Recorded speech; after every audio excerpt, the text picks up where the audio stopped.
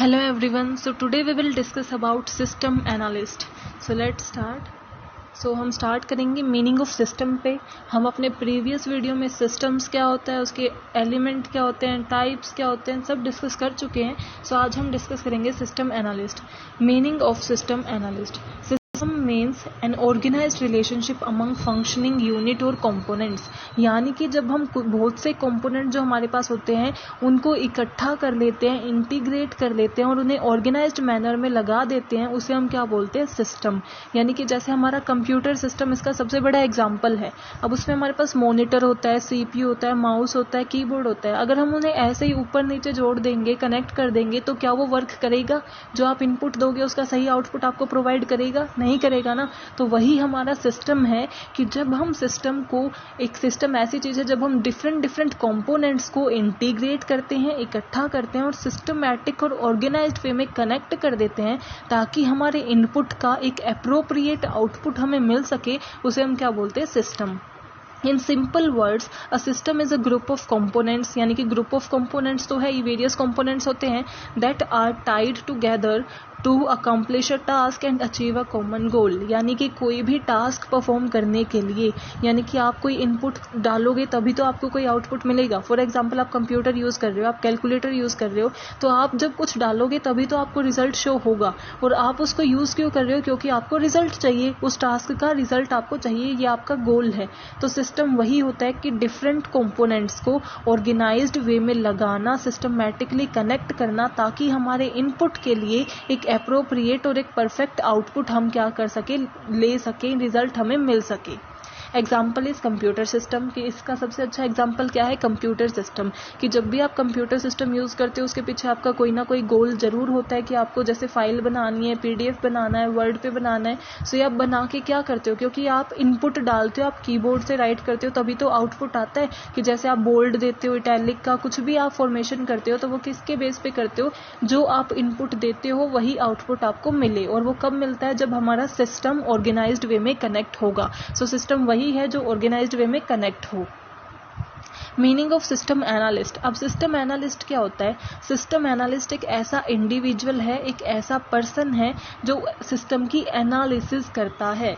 The system analyst is the person who guide the analysis and design as well as implementation and maintenance of a given system. I think हम discuss कर चुके हैं कि SDLC क्या होता है, system development life cycle.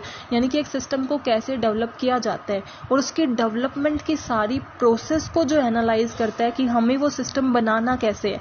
अब for example आप कोई भी सिस्टम यूज कर रहे हो, आप अपने कंप्यूटर सिस्टम में देख लो. अब हमारे जो कंप्यूटर सिस्टम आप यूज कर रहे हो उसमें आपको कोई कमी लगेगी, आपको ये लगेगा कि ये मेरी ये रिक्वायरमेंट फुलफिल नहीं कर रहा, तभी तो आप कुछ अच्छा उसके अंदर चाहोगे, चेंजेस चाहोगे, न्यू सिस्टम को डेवलप करना चाहोगे. अगर आपका जो करंट सिस्टम है, एग्जिस्टिंग सिस्टम है, वो आपकी सारी रिक्वायरमेंट्स को फुलफिल कर रहा है, सारी नीड को परफॉर्म कर रहा है, तो आप उसी के साथ वर्क करोगे. आप अपना टाइम भी वेस्ट नहीं करोगे, कॉस्ट भी वेस्ट नहीं करोगे और एफर्ट्स भी वेस्ट नहीं करोगे एक नए सिस्टम को डेवलप करने के लिए.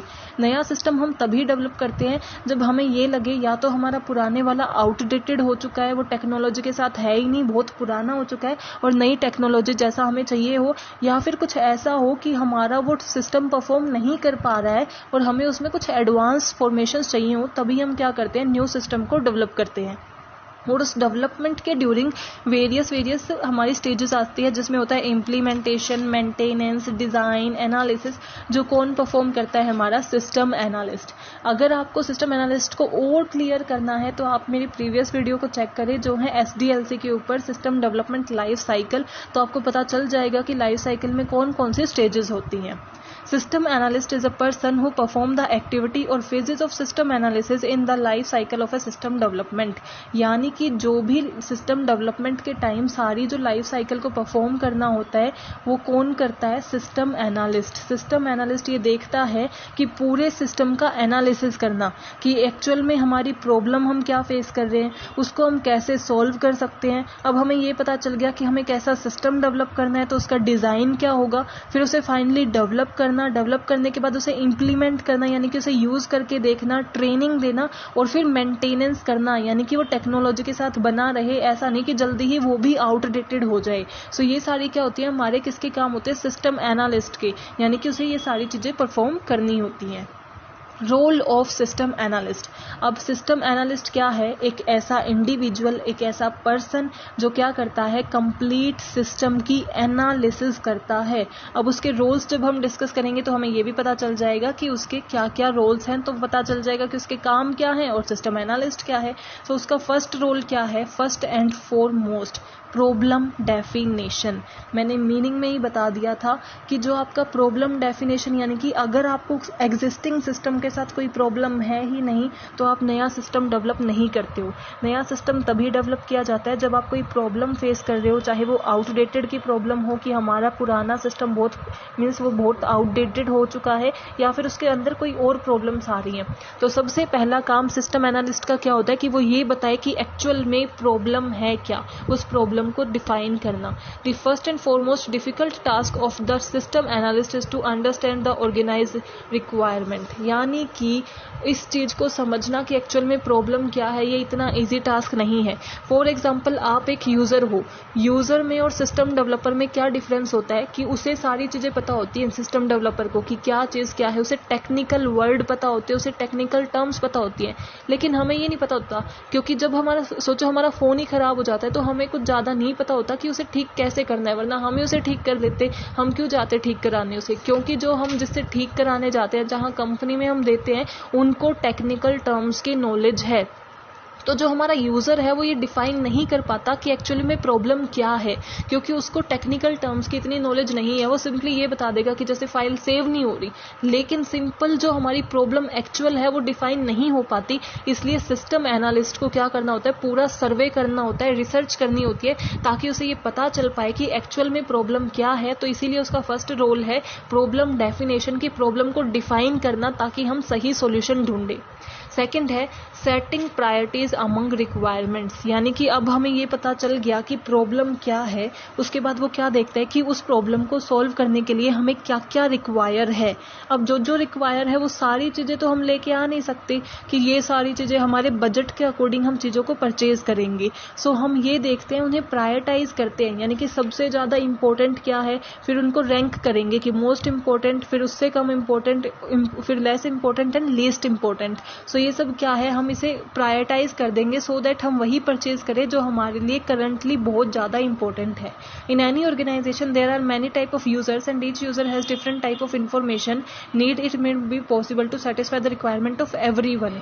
अब एक जो ऑर्गेनाइजेशन है उसमें एक तो यूजर होता नहीं, यूजर तो लार्ज नंबर होते हैं, किसी में 20 होंगे, किसी में 100 होंगे, किसी में 50 होंगे, और सब अलग अलग प्रॉब्लम फेस कर रहे होंगे। तो ऐसा जरूरी नहीं है कि हम सबकी प्रॉब्लम को सोल्व करेंगे इकट्ठा, सबकी प्रॉब्लम सोल्व नहीं की जा सकती। उनकी प्रॉब्लम्स को देख के हम ये देखेंगे कि सबसे ज्यादा इंपॉर्टेंट प्रॉब्लम कौन सी है और किसको हमें प्रायोरिटाइज करते हैं कि किसको सोल्व करने की सबसे ज्यादा जरूरत है। वो कौन करता है? System analyst. फिर थर्ड रूल है गैदरिंग डाटा एंड फैक्ट, यानी कि उस प्रॉब्लम को सॉल्व करने के लिए अब हम क्या करते हैं, सिस्टम एनालिस्ट क्या करता है, फैक्ट और डाटा को कलेक्ट करता है, यानी कि उसके बारे में इंफॉर्मेशन कलेक्ट करता है। Initially a system analyst does not know how to solve specific problem, क्योंकि सॉल्यूशन के लिए आपको उसके अच्छे से स्टडी तो करनी पड़ेगी, और उस स्टडी को करने के लिए वो क्या करता है, डाटा को गैदर करता है, कलेक्ट करता है। अब वो कैसे कर सकता है? इंटरव्यू से कर सकता है, यानी कि सभी यूजर्स का इंटरव्यू लेगा कि आपको कैसे कैसे प्रॉब्लम फेस होती है, कितना टाइम लग जाता है इस टास्क को परफॉर्म करने में।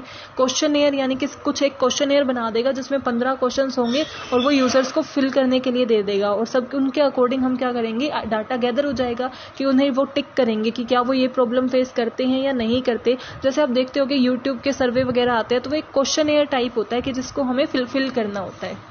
Then observation and gather forms, यानी कि हम कोई पुराने डॉक्यूमेंट रखे हैं, फॉर्म रखे हैं, वहां से डाटा लेते हैं, या फिर हम खुद ऑब्जर्व करते हैं हमारे यूजर्स को। मीन्स हम डाटा कैसे भी कलेक्ट कर सकते हैं, इंटरव्यू की फॉर्म में, क्वेश्चनएयर की फॉर्म में, ऑब्जर्व करके, पुराने डॉक्यूमेंट्स से, कहीं से भी करें, लेकिन उस डाटा को गैदर करना जरूरी होता है ताकि हम उसे समझ सकें कि प्रॉब्लम को हम कैसे सॉल्व कर सकते हैं, उसके क्या क्या ऑल्टरनेटिव्स हैं, क्या क्या सोल्यूशन हो सकते हैं। सो हमारा ये किसका काम होता है, सिस्टम एनालिस्ट का।